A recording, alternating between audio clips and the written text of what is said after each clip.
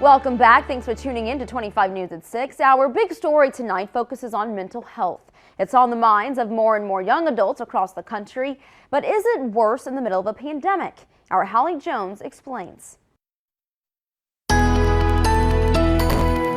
Mental health has been a big focus of 2020, primarily due to COVID-19. As work to normalize conversation around mental health benefits are also becoming more of a priority. People really treat their mental health similar to their physical health and saying these are both important. To be a full person, I need to really look at both areas. According to a survey reported by Handshake, a career pairing company for college students, they asked 1,000 students whether they were actively thinking about mental health. In response, 62% of college students want employers to think about mental health benefits as actually being a part of a compensation plan. But unfortunately, it is so expensive. So with benefits to help, that'd be so beneficial for their employers or anybody. And that should be a big priority, especially for companies that care about their employees.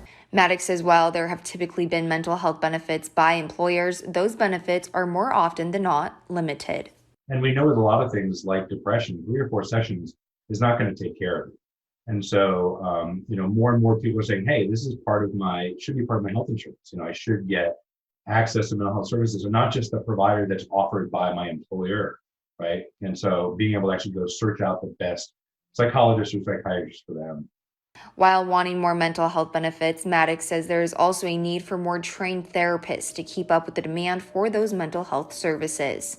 And for a lot of people, their social connecteds were their workplace, right? So if we take away their workplace, then you're at home all the time. If you're in a lockdown, you can't go places. And so it's really creating a demand. And we don't have the number of trained therapists in the country before the COVID pandemic. As we are seeing young adults push to make mental health benefits a priority, it is something that can help the middle-aged population as well. Over the last decade, suicide rates and drug dependency rates continue to increase in middle-aged adults here in the U.S. We're kind of seeing that 35 to 50-year-old range is having a huge increase of these deaths of despair. And so suicide, drug overdose, especially opioids, alcohol abuse that leads to death. While most employers and employees realize mental wellness is important when it comes to productivity at work, just 34% of employers are actually offering those types of benefits, according to the survey.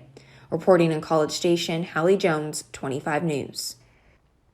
According to the National Institute on Mental Health, 1 in 5 U.S. adults suffers from mental health. That's almost 52 million Americans. Of those, almost 30% are between the ages of 18 to 24 years old, and over a quarter are women. Almost 17% of those are men.